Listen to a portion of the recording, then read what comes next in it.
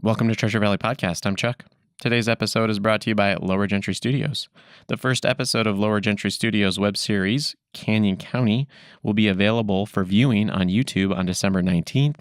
If you want to catch a preview of that first episode because you can't wait 2 days, come on out to the Linen Building on December 17th during the evening. There's an event going on there called End the Stigma. It's going to be a blast. We're raising money for Idaho Parents Unlimited, so come by, spend some cash, and it'll all go to a good cause. Today, I sit down with Lindsey Bryant. Lindsey Bryant is a photographer. She's also a model. We talk about photography. We cover a lot of different topics. She is an amazing artist. You can check out her work at B&B Artistry. That's on Instagram, B-A-N-D-B Artistry. She's a great artist. She's a great person. We have a great conversation. Enjoy. We're recording.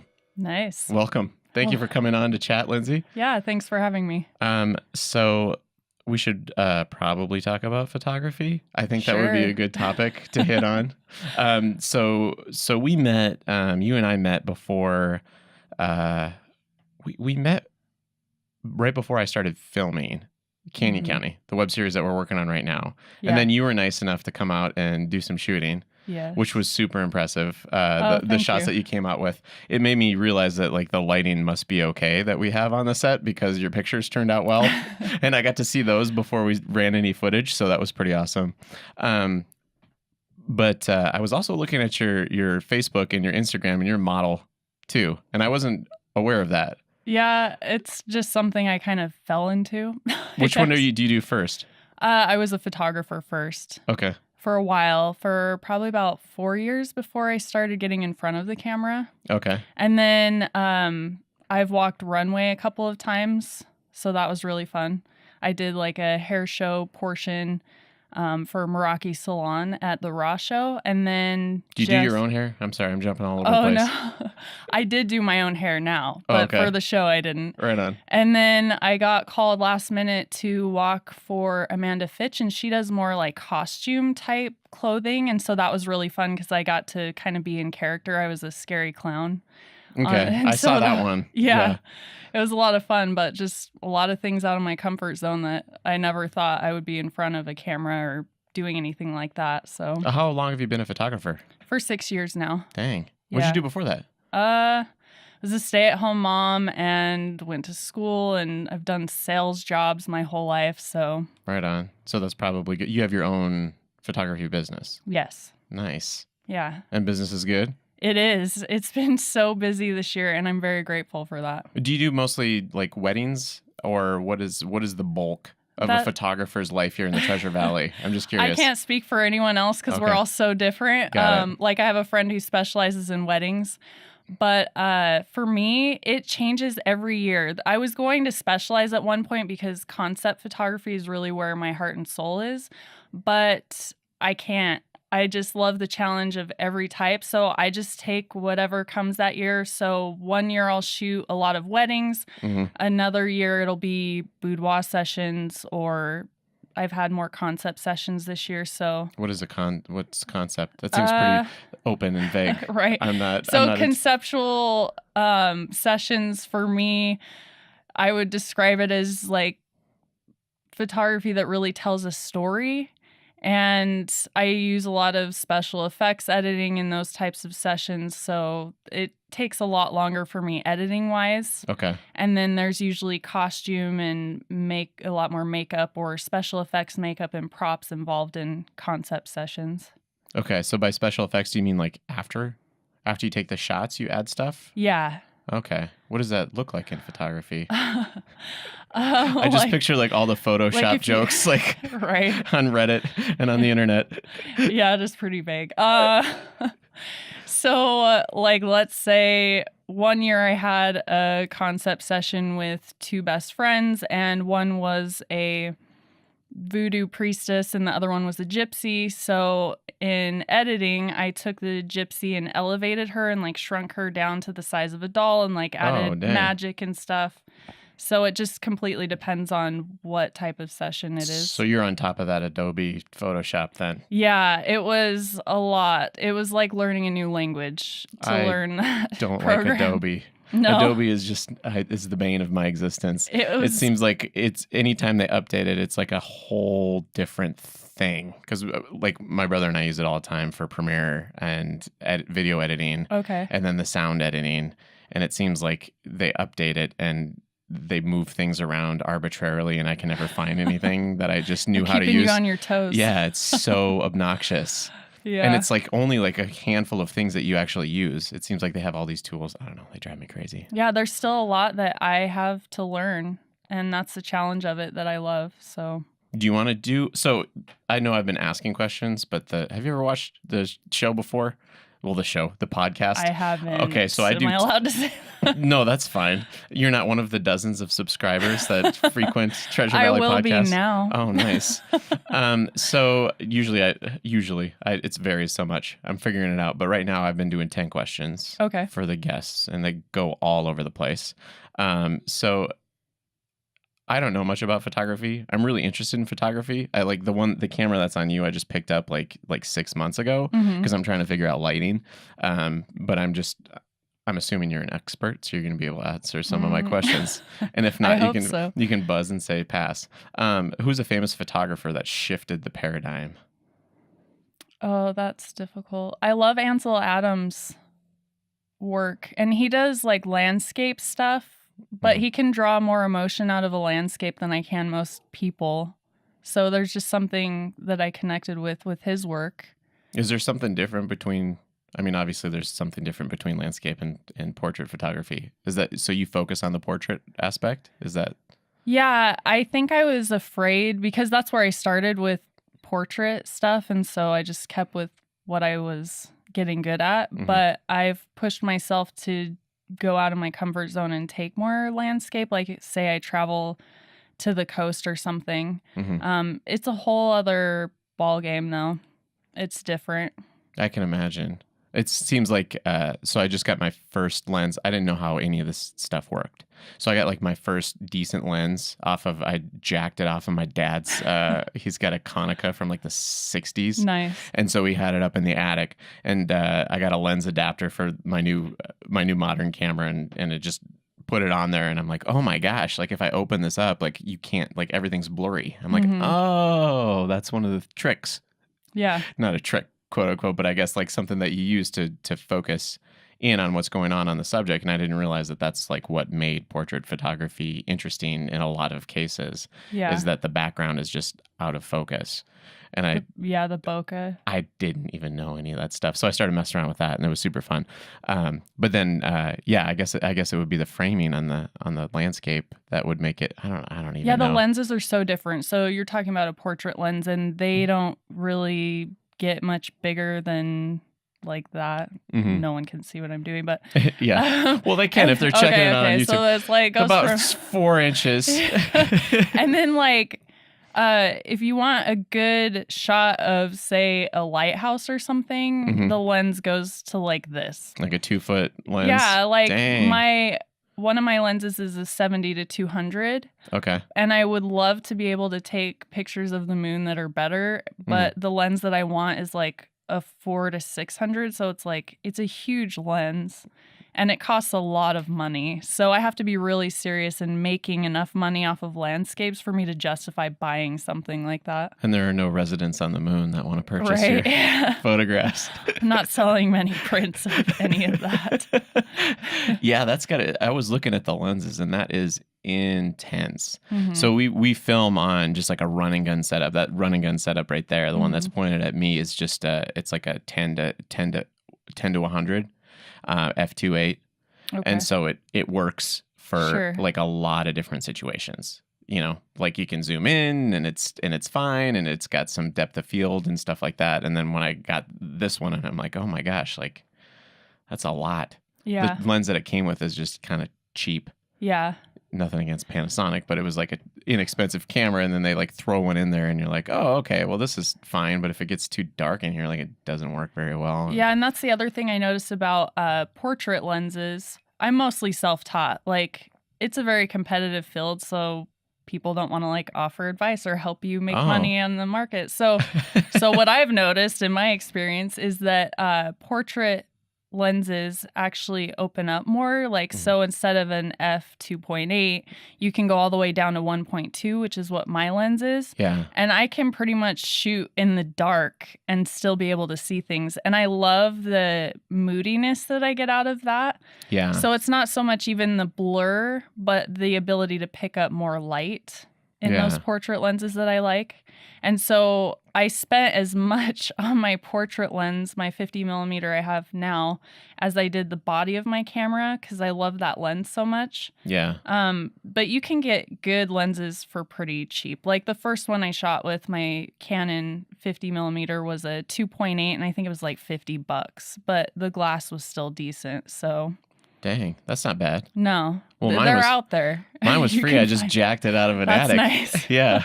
It just doesn't have all the fancy controls. Like I have to dial everything in, like obviously manually. That I'm going to jump around because I had some other questions, but that reminded me of another one that I have here.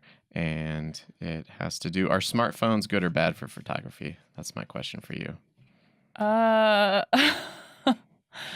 I don't know. I've heard people freaking out about like, oh, the new iPhone's coming out and it's going to put me out of commission. And it's like, no, you are a commissioned artist. Like, I don't know. You can't replace. I think what you're paying for more than anything is the person's eye, like their perspective on things. And so, I don't know, phones, they're all right for just, I take my phone with me and take selfies and I'll edit them, and I'm sure most people can't tell the difference when I get done with it, but I don't know. Whatever. There's a difference the in best, the lens. The best camera, though, is the one you have with you. I think if you're in the moment and you're taking pictures of whatever you feel compelled to, and that's, you know, something that you connect with, then that's the best camera to have. Smartphones are definitely very handy. Yeah, they and are. There is a very instant quality now, I've noticed, because I got like a cheap phone and it just takes garbage pictures. Yeah. Like I didn't realize that how bad, like the one that I took, the one I had before that broke, it was like a LG or something like that, and it took decent pictures, you know, because I guess the sensor was like decently sized, and I'm like, oh well, it's still a cell phone, like whatever. And then I got this one, I'm like, this is awful. Oh no. Is it like, just really grainy or what? No, it's like the coloration is like quasi cartoonish. Oh, you know what I mean? Like it doesn't have like it doesn't have the range. I guess I can show you later, but like you know, you take a picture and it's like it's the greens are too greens and like the reds are too red almost. You know, it's like unnatural. And so it just looks kind of crappy. Yeah. You know, and it's like, oh, that was obviously on a phone. You know, just terrible. Obviously. So do you know who invented the selfie? No idea. I have no idea. I wrote it down because I'm like, I bet she wouldn't know this because I was like, I don't know. So the first portrait ever was the Kardashians. No, I don't know. Yeah. What? It was their great grandfather. Robert Cornelius took the first portrait ever, and it was like in the 1800s, and he actually took a self-portrait. That's interesting. Yeah. I was watching now this. I want to know what camera he used. Old styly. Those ones with the light. Yeah, I know. How did he know to set it up? Did he smile in the selfie? Yeah, he took it himself, and I thought somebody had to be like behind a curtain in there or something. But yeah, that's why I'm confused right now. Well, I just looked it up. Must have had long arms or something. That could have been it too. He was known for his long arms and his portrait photography later on. I was watching this documentary. This is like somewhat unrelated, but the invention of the mirror was like this huge deal in the Middle Ages. I bet. Because people didn't know what they looked like prior to that. And I'd never thought of that before. Like unless they were rich and could have someone paint them. Yeah, maybe? Exactly. But even the painting then, it was, you know what I mean? It was like a stagnant like existence. And before, you know, you could maybe catch your reflection like in water if it was clear or whatever. But like, and people became obsessed. And that was the beginning of the Renaissance. Was like right immediately after the invention of the mirror. Interesting. And so these artists started to look, and that's why all these artists have these self-portraits, and it's kind of a big deal. That's cool. And then it's like the self-reflection, and then the Renaissance was like identifying with yourself, rather than having your destiny like formed by your social group, which I thought was pretty sweet. That is. Yeah. So learn something new every day. Mirrors. Who knew? Do you want another question? Sure. Okay. What's the first step to becoming a photographer? I need to know that. Buy a camera. Call yourself one. Change your status on Facebook. Well, what are some good lessons that people need to know about?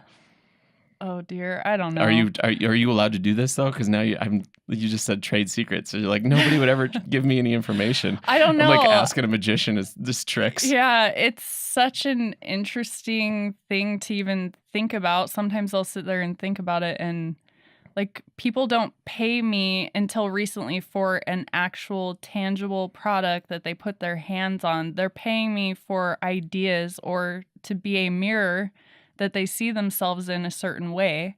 Okay. And so, and it's been interesting having sales jobs my whole life and then going into basically selling myself. And I heard someone say, when you become a photographer, you are your brand. And I've taken that very seriously.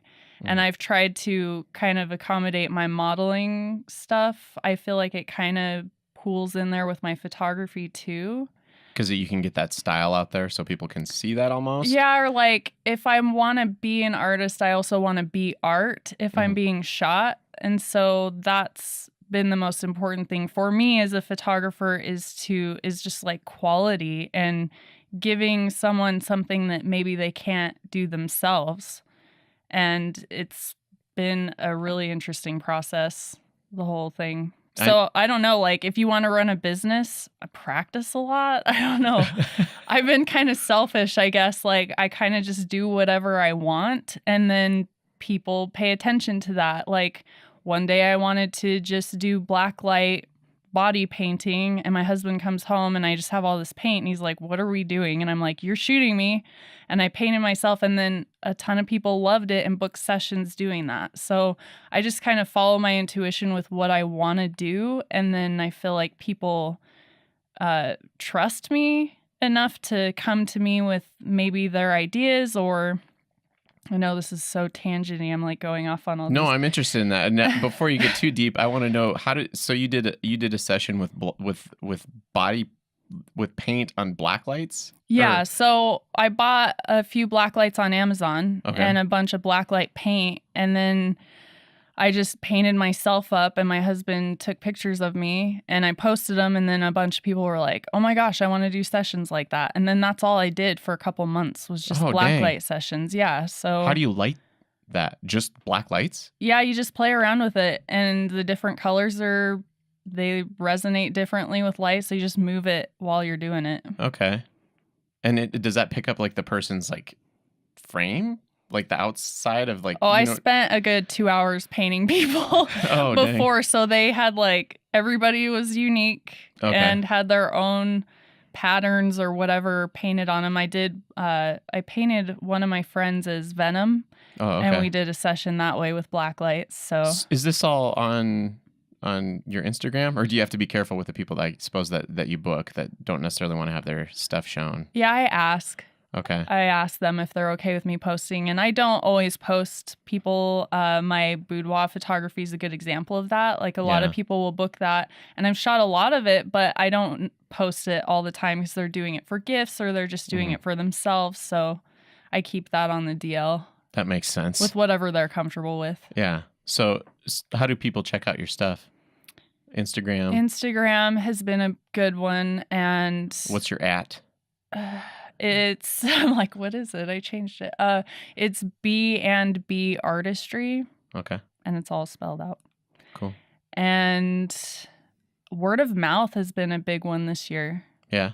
So... Well, it sounds like you're doing. I'm sorry, but my lack of understanding. I just assumed that a majority of photographers did like wedding photography in this area for some reason. If they want, I've done a lot of second shooting for my friend who specializes in weddings, and then I've been really picky with what weddings I choose because it's just so time consuming. The money's usually great. I'm still really undercharging for the quality of work that I put out.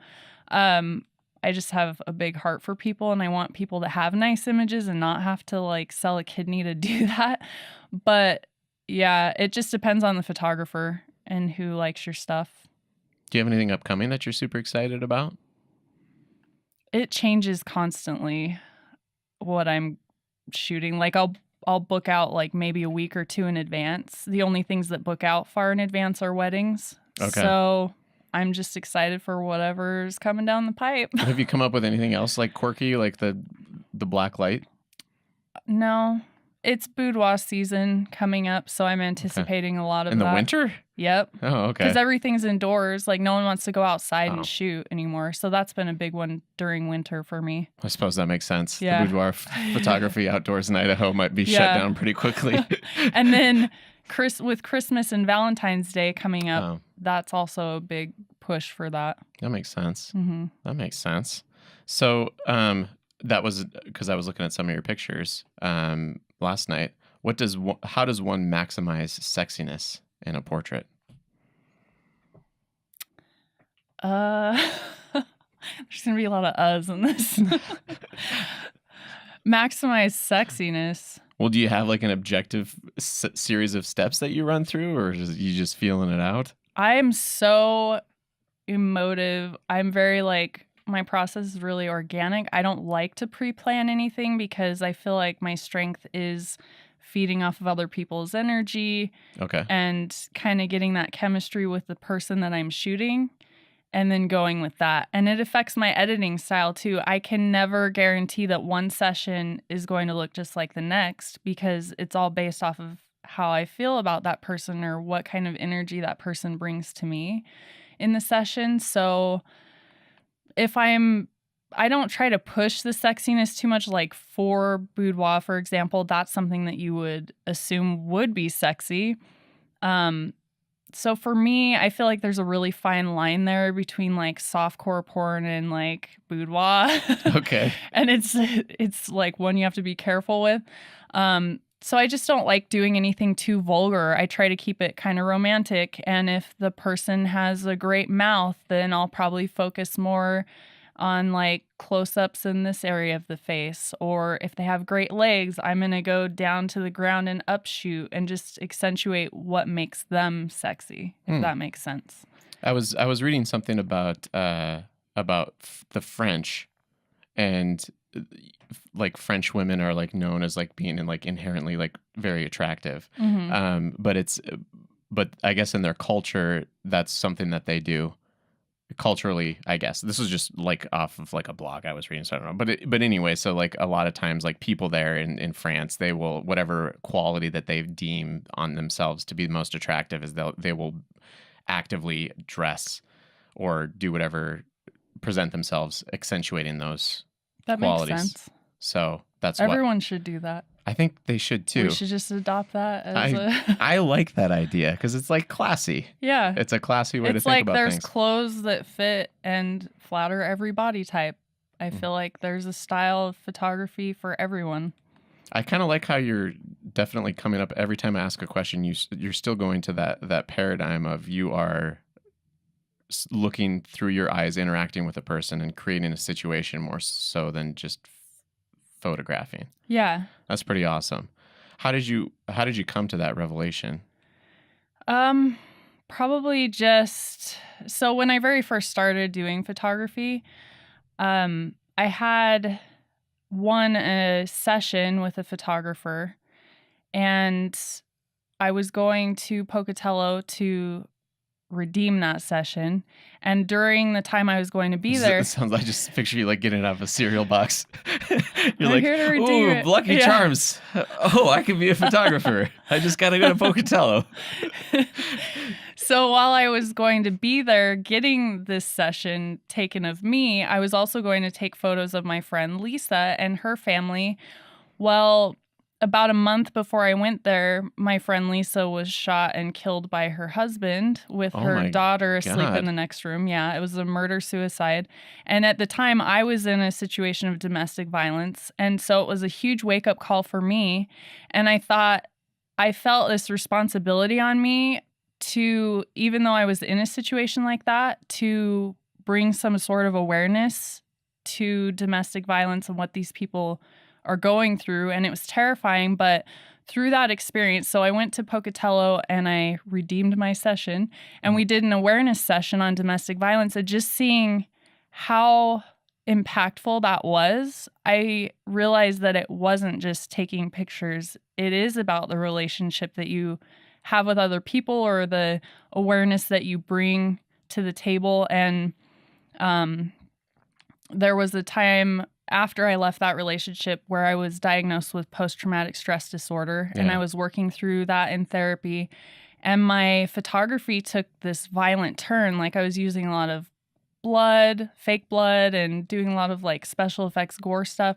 But it was really cool because as I'm working through this trauma, I had other people come to me who've had trauma, and they wanted to work out their experiences in the same way. So it really became like this avenue for people to have art therapy. And so I've just taken it really seriously. Like, I have a responsibility, if I have a camera in my hand, to do something more than just take pictures. That's a cool story. Yeah. That's wild. That's like, I mean, they in counseling, they do like exposure therapy. Like, that's a thing that I worked with counselors for years, and like the exposure. And I mean, obviously in the office environment, they can't, and with PTSD, they can't actually bring people to those situations to like decrease their anxiety, because that's not the way. It's but just they have to trigger them. Yeah, but they have to sit, and part of the job is like with CBT, cognitive behavioral therapy. I don't know if you're familiar with that at all, but it's they have them, think about the situations and then put themselves through them, realize that they're okay now, and then it helps to decrease their anxiety, something along those lines. So I went to EMDR therapy. Oh, okay. Do you know what that is? I think that's where they do the eye movement, right? Yeah. And then they have you think about those things at the same time, right? It's a little bit more. It's not as like, think about this time you were beat up. It's not like that. It's more like visual exercises. It's like meditation, I would say. Okay. Because my therapist was saying that your brain doesn't have to go back through the traumatic experience they're finding to actually resolve it. It just comes out as these weird metaphors. And so that's what it was doing as we would work through it. And I didn't do eye movement too much because it would distract me. So I had like these paddles that would vibrate back and forth in my hand as I would talk about things. But I'm a very visual person, and so it was really effective for me to do that. The photography. Yeah.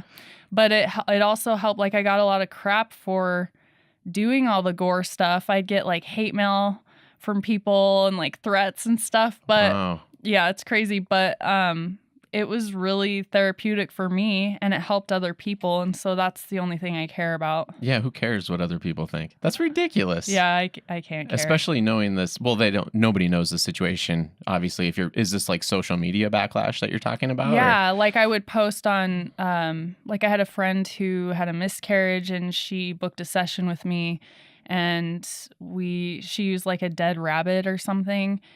And I got like animal rights activists emailing me, telling me how horrible I was, that there was this dead animal. And I was like, well, if it makes you feel any better, she consumed it after it didn't go to waste, So just random people messaging me on my business page. Oh, wow. Do you ever catch any flack about the boudoir?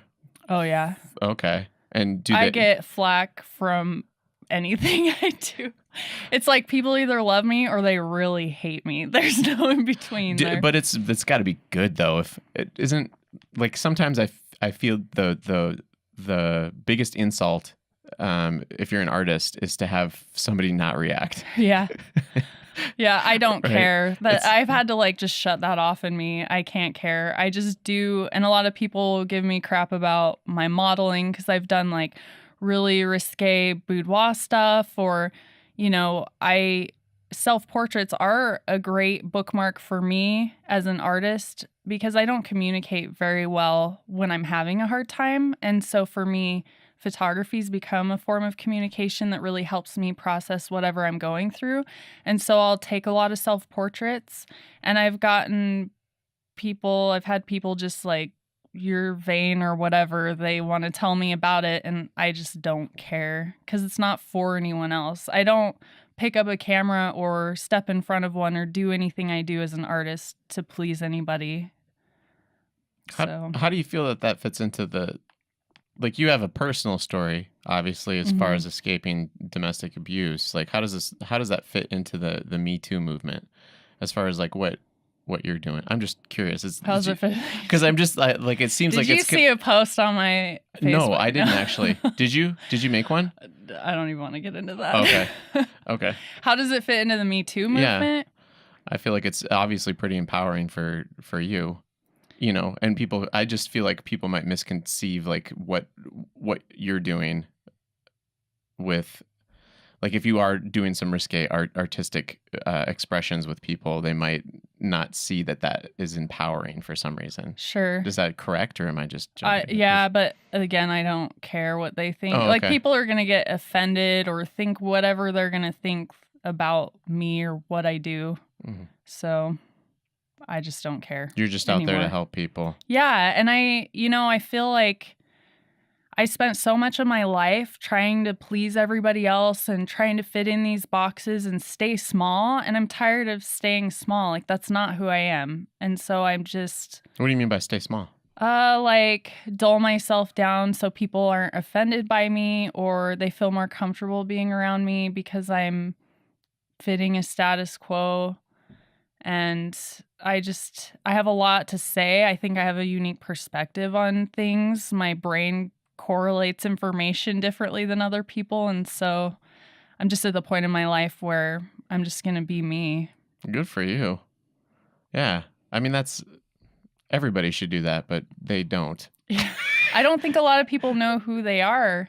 That's true. Like, to self-actualize, it takes a lot, and then you have those people who self-actualized and then they're going above that, you know. And so I guess being me helps other people. I want to help other people be themselves because I want to push them out of their comfort zones. I do like strong reactions because I feel like that's when people start questioning this, you know, false security that they've put themselves in, or maybe their habits that they haven't recognized are bad for them or whatever. I think that getting out of that comfort zone and having strong reactions to things really either solidifies what we believe or helps push us to realize something better. Comfort zones is huge, I think. That's my opinion. Like, yeah. I like people, like the Rolling Stone gathers no moss type phrasing, you know.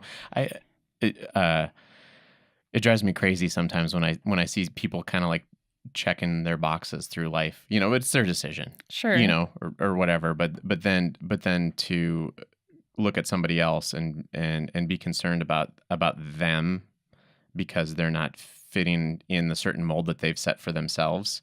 And I feel like it's always just about somebody just right in their comfort zone. Yeah. And anybody that doesn't push themselves outside of their comfort zone is just like on a slow path of degradation into just miserableness. Have you ever heard of cognitive dissonance? Yes. Yeah, that's what it is. Yeah. That's what I'm putting off in people is just, you know, out of their comfort zone, out of what they believe. Yeah, and this doesn't fit in, and therefore it is bad. Yeah. Rather than because it's easier to just reject something instead of taking the time to think about whether or not your baseline of what you believe is wrong. Sure. Because it's just like a whole, you know, sometimes I feel like some people get thrown into situations and it's usually it has to do with their upbringing or something like that. They get put into some paradigm and then they have to build, you know, like a castle on the sand. And if that doesn't fit them personally, like it's hard to go back through and then realize that the foundation is rotten. Sure. And then on the other hand, I have to be respectful. It's really pushed me to be more respectful for those people who don't want out of their comfort zones. Yeah. Because I used to get so frustrated and still find myself sometimes like, why won't you just see it? You know, how can you be okay just staying placid and in this, what I would consider mediocre, but maybe they're happy that way. And I have to respect that. And so it pushes me out of my dissonance or whatever, you know. It's a two-way street there. So well, that's tough to read, I think. I mean, that's just obviously like the major problem that's going on with a lot of different things right now. With social media, we're all in each other's faces, and then people are everyone's an expert because they have an opinion. I can share, so therefore I'm right. Just the lack of thinking. I don't know. I guess I can be kind of judgmental, but I feel like people that don't take the time to think, I don't find their opinions valid. And then that just, I feel like, weeds out what kind of people I want to be around, Yeah. I feel like being me helps me realize who is for me and who I want to be around more often. Yeah, because it allows, rather than catering to other people, it allows the opportunity for that relationship just to like dwindle or never exist in the first place. And that's refreshing for me because I don't like to waste my time. Yeah, time is like really valuable. Yeah, it kind of is, huh? It's kind of the only real currency that we have. For real. Everybody forgets about that. Yeah, time is nuts. I'm going to take us off on a tangent a little bit. Have you ever seen the Black Mirror, speaking of time, and binge watching Netflix and wasting it? No, I haven't. So there's you haven't seen the episode of Black Mirror where people record everything and they see and experience? No. Oh, it's super awesome. I'm like, do I want to watch that? Yeah, you kind of should. So anyway, I mean, I was just imagining. So the idea is that they have this implant in their brain and then it records everything. And so they like basically are videotaping their lives. And then they can project. Isn't that what our smartphones do for us, basically? But it's like through their eyeballs, Yeah. So I was just going to, if you had seen that, I was going to bleed into some other photography questions just about I'll removing have to watch yourself. It now, though. You should. It's pretty sweet. It's very visceral too, because it's like the whole point about it is like everybody recorded everything verbatim, and so. That makes the court system a little bit more efficient. Well, yeah, exactly. I mean, that wouldn't be an issue. But the thing is this it follows this couple that's like has like this quasi toxic relationship. Oh no! And so like the whole thing is like the he said she said type thing. But then like obviously like you have the direct proof of what had happened, and so like the arguments are like that much more intense between the two. But it's still kind of like they still have like this miscommunication, even though it's quote unquote like objective. Yeah, everything is. It's a pretty cool episode. I'll have to check it out. I definitely recommend you check it out. But I was going to ask then about like the photographer's eye too. Like how do you because obviously you do use different lenses. And for those of you out there that don't know what that does is it makes it so most people's cell phones, when you hold it up, you're like looking at the room around you, and then you hold up the cell phone screen and you're like, wow, that's like taking a big wide shot. Mm-hmm. But for you, how does that work as far as like going into a situation, knowing when you need to change your lenses, knowing when the perspective that you want to take in those? I have 3 lenses. That's all I work with. And I have a wide angle lens that I pull out a lot at weddings because there's a lot going on and a lot of people. So I try to get as much as I can in the shots. I don't know, because when I first got my lenses, I used my 50 millimeter all the time. And I had other photographer friends like, why are you just using that lens? But all today, I shot portraits with my 70 to 200. And so I step back farther and it makes the background a lot more blurry. And it's like they're just in focus. Like it's really focused on them if you step farther back. So I don't know. It just depends on the day and my mood. And then if I want, like I have a lot of high contrast in my 50 millimeter. So if I want a moodier image that's a little more artsy looking, then I'll use that one too. But if it's fast paced, I need my wide angle or I need my 70 to 200. I can't really shoot as quick. And you can't zoom with a 50 millimeter, so that's the other thing. Okay, that makes sense. Mm-hmm. You're literally physically moving around, and then you're the zoom. Takes longer. Yeah, that makes sense. So this one I did see on your social media, which I think is really interesting. What is a blue phase? I've never understood it. Blue phase? Yeah, but I know that painters go through their blue phase. Yeah, that's kind of why I latched onto it. Yeah, is there something special about the color blue? Like feeling blue. I don't know. So when I first moved into my husband's house after we were married, well, I guess it was right before we were married. Anyways. Sorry, mom and dad. His mom and dad, mine don't really care. I think mine gave up on me a long time ago. No, so he has like all these vaulted ceilings in that house, but all the walls were white and the one in the bedroom was brown. And I just kept seeing like a cobalt blue wall. I have to put cobalt blue on that wall. And that's what I did. And it's gorgeous. But I don't know. Blue, I guess psychologically is a calming color. But whenever I say I'm in my blue period, because I'll do like a range of selfies or something and say it's a blue period, it's because I'm feeling blue. So I'm like putting the color with the mood type of thing. So that's for you, but it is calming. Yeah. So I'm thinking that maybe that's what artists do when they're feeling like somewhat anxious. Maybe. To like calm themselves down. Yeah, because every color has a psychology to it. Yeah. I'm pretty sure. What was the artist I was? I was in Spain, and I can't remember the art. They had like his blue phase up on the walls. Picasso? I don't know. I think it might have been. He did, so Picasso was crazy because like he. So he the one that cut his ear off, or was that Van Gogh? That was Van Gogh. Oh, okay. Yeah, Picasso did he was the surrealist. So he did Guernica, and then he did. I'm trying to think of some other paintings that he did. I'm really not very well versed in the art either. in the art scene. But he did he's did the stereotypical like the eyes like are very surreal. And then of course the people that don't know anything about art, they're like, well, it looks like I could do that. Yeah. But he did some really, really well done art very early on. That was very realistic. Sure. Like that's where he started. Like he had a really strong baseline. And I can't remember if it was him because I don't think it was very surrealist, which makes me think it wasn't Picasso. But yeah, there was, I mean, they have like, what's that? What's the name of the museum there? The Reina Sofia, and then they have the Prado too. But it's kind of cool because it was just like this one artist, and it was just like this hallway of just like blue. That's cool. Just completely obsessed with it. I'm getting obsessed with blue tattoos. Like the more I learn about my ancestry, like Celtics. I'm Celtic too. Are you? Yeah. See, once my dad, after he's obsessed with it now too, and then he got a dog that's like a Celtic breed. Oh, nice. Yeah, it's just a Scottish Terrier. No, it's a blackmouth cur. Oh, and it's just like this. interesting. Yeah, it's just this like wild dog.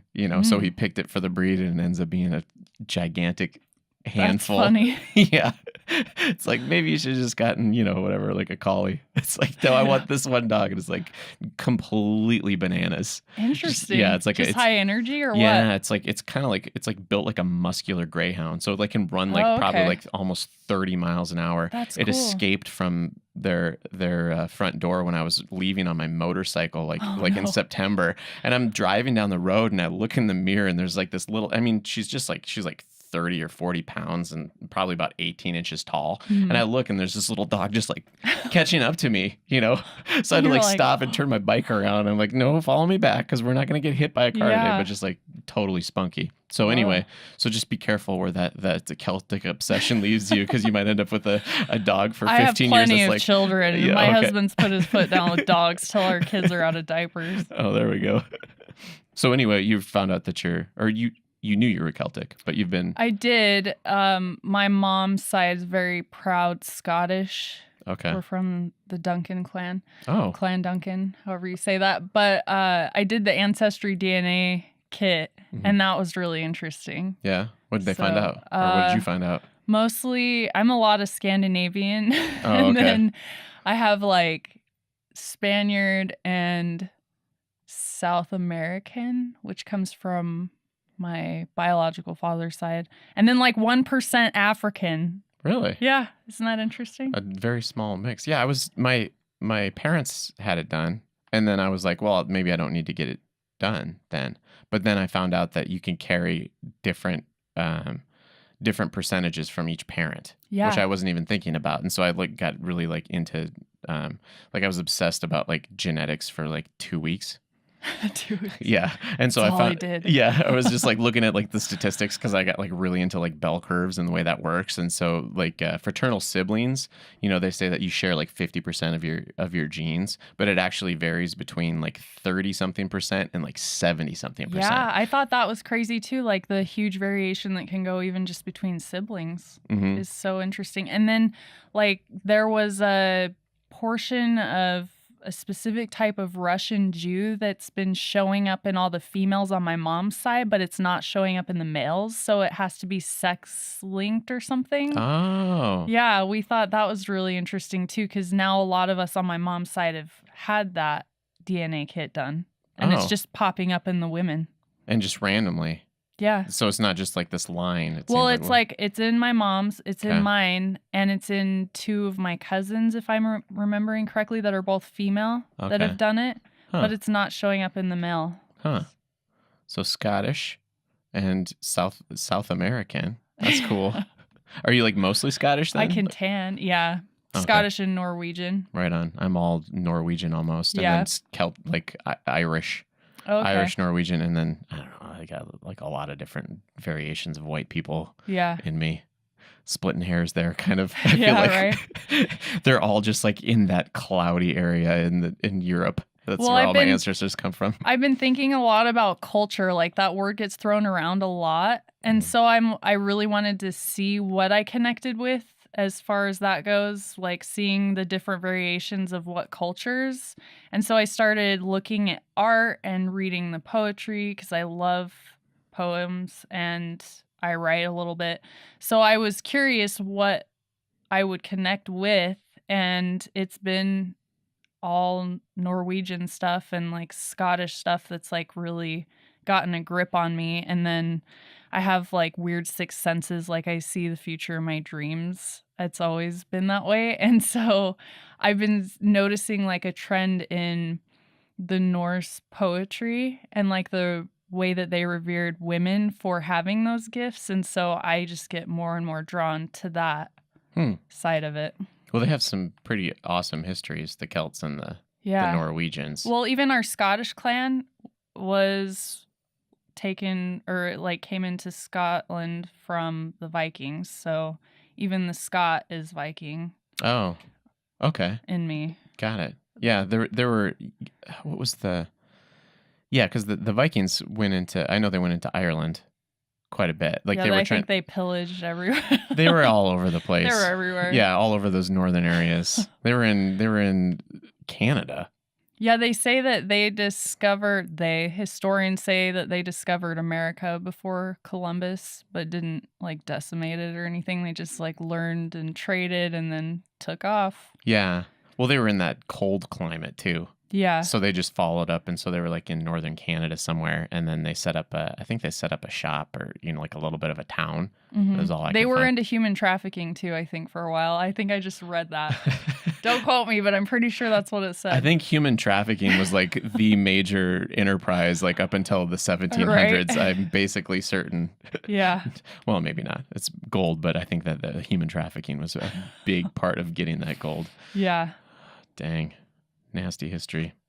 Yeah, it is. We kind of covered this question. Does the size of the lens matter?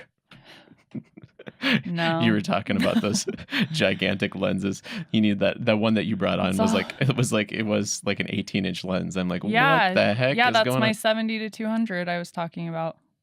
So those are the ones you want that for mostly if landscape. I want to stay out of the way.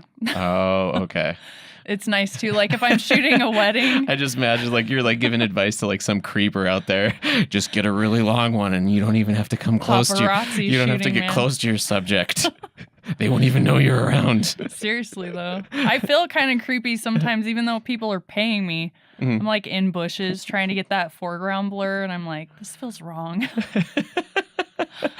Well, you were completely you were off the radar when you were shooting at our set. It felt like, but it was like like the coffee shop would have been like medium-sized dish, I guess, and we had it for the day, which was super cool. So I felt like you were just like right on the peripheral, like on the perimeter the entire time, and like all those shots like came up super close. Yeah, but that's a pretty big zoom, right? Yeah, 200 millimeters. Yeah. Like I don't even know what that works into, like times what.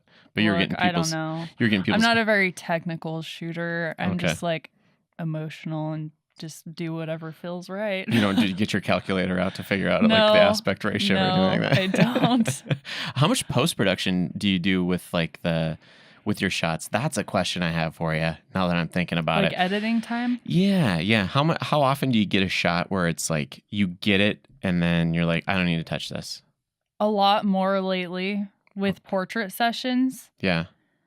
But there's always like some tone or if I want to add matte or whatever, I don't know. I am such a brat because it's like, it takes me like maybe 40 minutes to do the actual session if I'm doing a portrait session. Mm. But if I'm not in the mood to edit, they turn out horrible when I put them in Photoshop. So like I have to be in the right frame of mind to edit. So my editing times have taken longer this year than normal because if I know I'm not in a mood to edit and they're just going to turn out terrible and I'm going to have to redo them anyways, I'll just wait.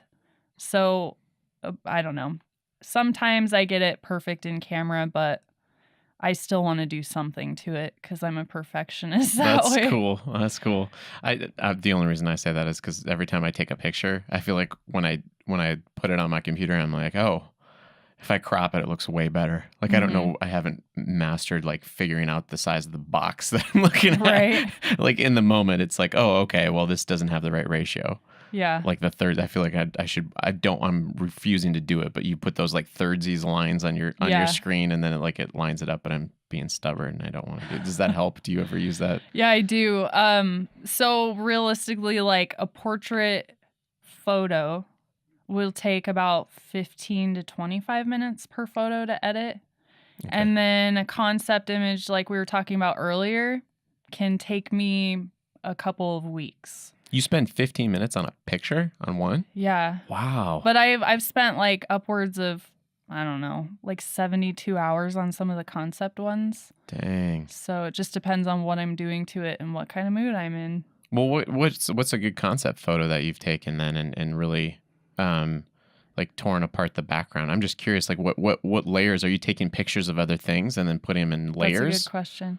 Well, I have some hanging up at Amsterdam Lounge if you're ever in that area. Oh, cool. And I feel like those Where are is like that? It's downtown. Okay. Boise. Okay. Amsterdam Lounge. Yeah. And they were kind enough to hang up some of my canvases there, but I feel like I gave them my best that I had. Mm-hmm. But yeah, so sometimes I'll take a picture of something and then I'll take a picture of someone on like a white backdrop or something and I'll composite that person into the photo. And then it is a ton of layers. That's all good concept photography is, just layers and layers and layers and masking imperfections. Like if you take a person out of one photo and you stick them in another photo, it literally looks like you took a sticker and just pasted it on to something on a background. Bad Photoshop effect. Yeah. So at that point, you got to figure out how you're going to blend that person or that thing in with the background to make it look real. And I think that's the challenge. Like I went to the coast with a few models one year and I did a whole series of shots just based off of Anais Nin's work because I was really loving her. I don't know what you call that. It's not like a pamphlet. It's like a short novel. I don't know. It's called House of Incest. Okay. And it was about her incestuous relationship with her father, but it wasn't like, this is what happened and this is how I felt about it. It was like her subconscious, like, visualization of how all this weird relationship made her feel. And so I don't know what it was about it, but I just really connected with it. So we went to the coast. I just took 3 models with me and I shot up close at the ocean. So like a little puddle I saw in like a rock or something. And I just zoomed in really close and shot that. And then I separately shot the model and I put her in, but I was like taking little pieces of her hair and compositing it in around her and making it look kind of melted into the water like it was floating. And that took me quite some time, probably like 14 hours on that photo. Dang. Just to make it look realistic. I suppose that's giving it the depth. And then are you having, when you put 2 pictures together, are you taking extra care to make sure that the lighting's coming from the correct direction and intensity and stuff? Yep. You got to match light. I'll add shadows a lot of the time. Like say I took a photo of the model in a evenly lit space and then I put her in a natural environment. I have to start adding shadows. You got to like put fake light in coming from one direction on her. So it just depends on what your environment looks like and what you're trying to accomplish. So this is not any kind of smartphone photography. Oh, no. Yeah. That's why I'm like, what are you shooting? Are those people freaking out? That's pretty awesome. I didn't even imagine the level of, I guess that makes sense. I didn't know when I was scrolling through your pictures last night, I don't know if I saw any of, I probably did, but it didn't register as far as like the amount of depth and expertise that you have in Photoshop to be able to make those composite images. Good. I'm glad you can't tell. Yeah, right. It's working. That's good. That's how I feel. We're doing today in our film stuff. We're doing ADR, which is automated dialogue replacement. And so what I'm doing is like we have to record the actors afterward, after we already film them, and then like sync their mouths up, and then that seems like a lot of work. And then make it sound like it's not like this type of sound where we're in this room. These are all sound panels around us, and so like it's like dead, and so I have to record it in here and then make sure it sounds like it's inside of a cafe, or if it's in, because the footage is all silent, and so it's kind of, I mean, it's somewhat similar to that, where you have to like make sure that everything is layered up, and then I add an air conditioner hum and then some traffic in the background, but the traffic in the background can't sound like it's right there. It has to be quieted down, and then you have to muffle it, so turn down the high frequency stuff so that it comes through like it's from inside the house versus outside. Sure. So it's time consuming. I bet. I feel your pain. I'm glad. But when it's all over, you're like, oh, nice. Yeah. And then it's like one of those things too, like if you're watching a film, if the sound is all messed up, they're like, what was wrong? Yeah. But if nobody notices it, then you're like, oh, okay, perfect. I did a good job. Yeah. I did that right. Yeah. So for me, like I wasn't satisfied with just seeing things digitally. So I made it a huge point to start printing. So now printing is the other side of my business. And I don't print them myself, but I applied to all these professional labs who wanted to see my work and, go through that process. And they use like archival quality inks. And I noticed a huge shift in my editing once I started printing, because I knew how I wanted it to look on print, and I wasn't getting it the way I was doing it digitally. So, but seeing my work in print is really where that reward comes in for me as a photographer. And I think that's my favorite part of being a photographer now, is having print. So that's probably a whole business of which I'm completely oblivious. So there's people out there that probably make gigantic prints of your work then. I'm hoping so. Oh, you're I make gigantic prints of my work. Oh, okay. Like my husband and I took milk bath photos of all 7 of our children, and now I printed on 20 by 30 canvas each one of them. And so you walk into our house and there's the fireplace, and then it's just like a row of our 7 children up on canvas prints. Oh. Yeah. So I suppose decorations are pretty sweet at your place then. Yeah, it's getting there. Like I said, all the walls were blank, so I'm slowly turning that place into a home. I think I should have like called you up when I put these sound panels on, because it's just fabric, so they could probably have some pictures. Maybe I need a theme in here. Yeah. It would add quite a bit. I got a couple more questions left for you. This one's a little bit left field. Get ready. I'm very proud of this one. I'm ready. If you lost your vision, do you think sculpting would be an appropriate career transition? No, I would feel sorry for anyone who had to look at that. Well, what would you do? I'd have to be like that guy on Blade Runner where he has like those. Have you seen that? The new Blade Runner? No, I haven't. Oh, he has like an implant in his head. Oh. It's Jared Leto. And like he has these little devices that go see for him. It'd have to be something like that. I don't know what I would do. Maybe I saw that. Maybe I did see. I don't remember. It's a long movie. Okay. Yeah. Right on. So you don't know what you would do? I don't know.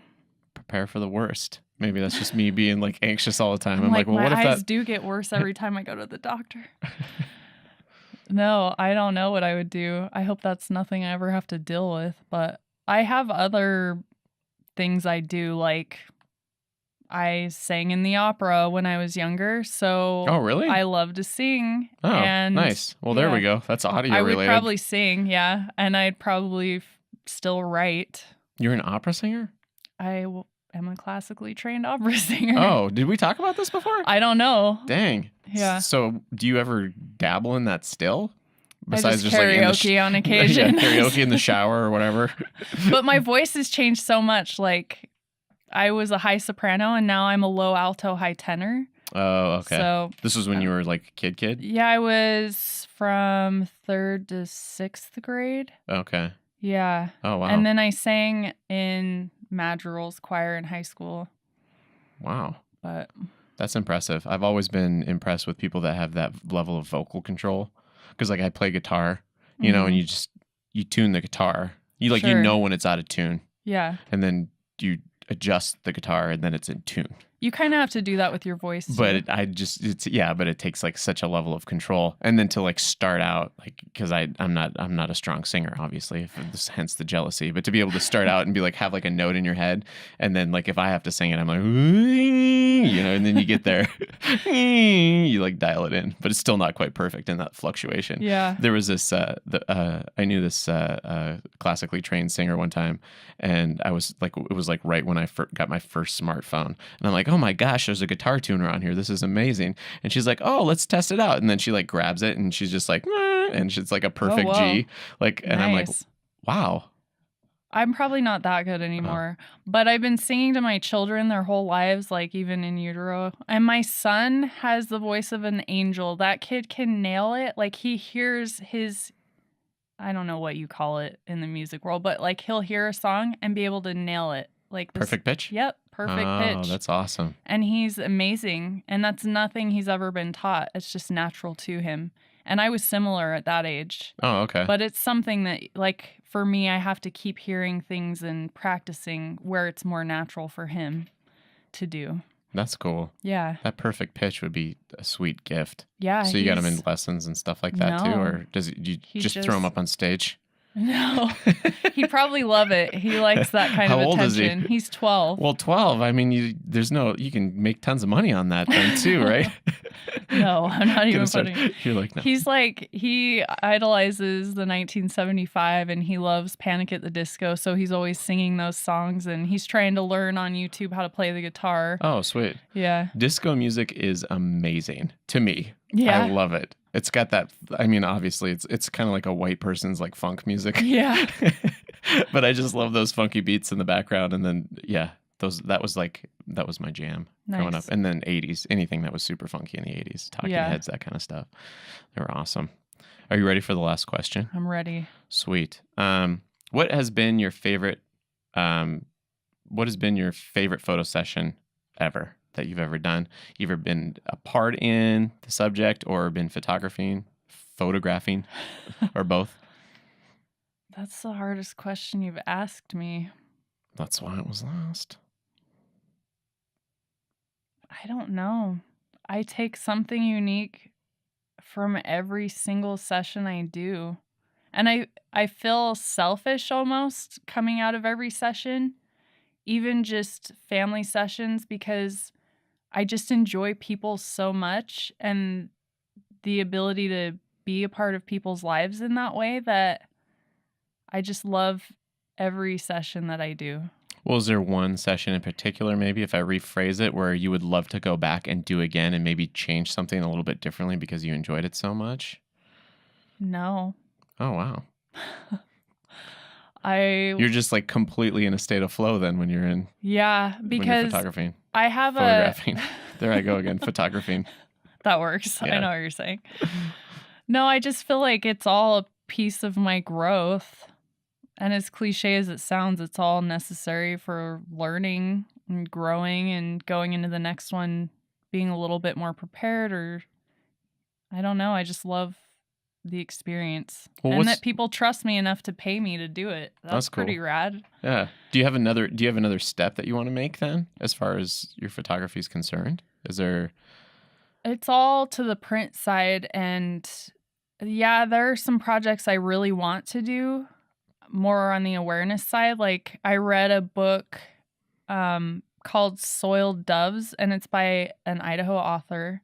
She lives in northern Idaho, and it's about prostitution in the early West. And like how it was interesting to read it and realize that that's kind of where female entrepreneurship took a foothold, because the only way you could control your own money or have any type of right to properties if you're basically a madame of a whorehouse. Oh, wow. And then seeing how these women weren't just these seedy, horrible creatures.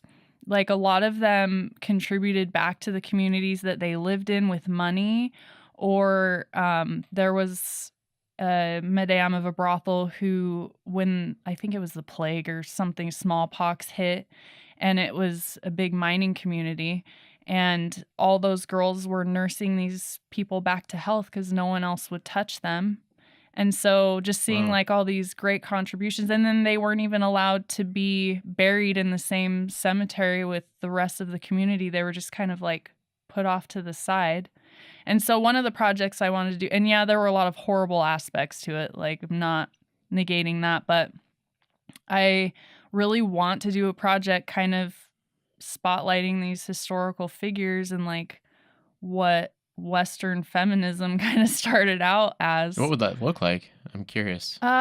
So there was a lady named Donaldina Cameron who now in San Francisco, there's the Cameron House, I think is what it's called, where she was a tall Scottish woman. So I related to this character when I was reading about her, this historical figure, but she would just take an axe and like axe down these doors and save these small Chinese girls that were being trafficked to California for sex slavery. And she would save them. And she started or took over like a halfway house or something and started raising these girls. And she saved thousands of them. And so she's one of the people I would want to highlight. And the like Chinese brothel people would call her the White Devil and used to tell these little girls the story of the White Devil. So they wouldn't want to go with her if she showed up to save them. Wow. But they called her like the Love Mother. And so I would want to do like this double side to this woman and kind of show her as this white devil carrying this girl out of slavery, and then as a human being like loving this child, and just kind of like put those two next to each other. So I don't know, it's just different with every person, kind of like the visuals that I got while I was reading this book for each person. That's cool. And kind of spotlighting their contribution to society back then. So for something like that, you'd want like the set then probably, and then you need some models, and then costumes, special effects, makeup artists on board. Yeah, it would be a lot. How does that work for a photographer then? You know, like such a big project like that. Is a lot of it labor, passion? Are there people that out there that are making money, like huge amounts of money to be able to pay for? I mean, obviously there are, but like how many? I'm just curious myself because I do film stuff, and I feel like I'm always just like trying to like push up to that next level to do those things that I want to do, but it's like obviously it requires more people, more money. Sure. And then obviously like Hollywood, everybody knows about because you get to see the films in the theater. Yeah. Well, what does that look like for photographers? Like you can ask people if they want to volunteer, but I don't like doing that. I want to pay people the same way I want to be paid. So for me, it's more of working myself up to the point where I can start saving back for something like that, because it is a lot of time and talent and people who deserve to be paid. But for me, if I was ever to accomplish something like that, I would want a gallery show it. So that's my main goal overall as an artist, is to do awareness projects like that and then have it galleries shown and then hopefully sell prints of it.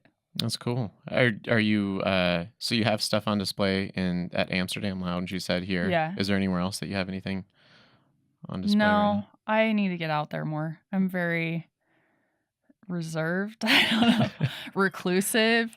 I don't know. I thought you were a salesperson. I know, right? I need to when it comes to my own stuff, I just hate rejection. So I need to get over it and just start submitting my stuff.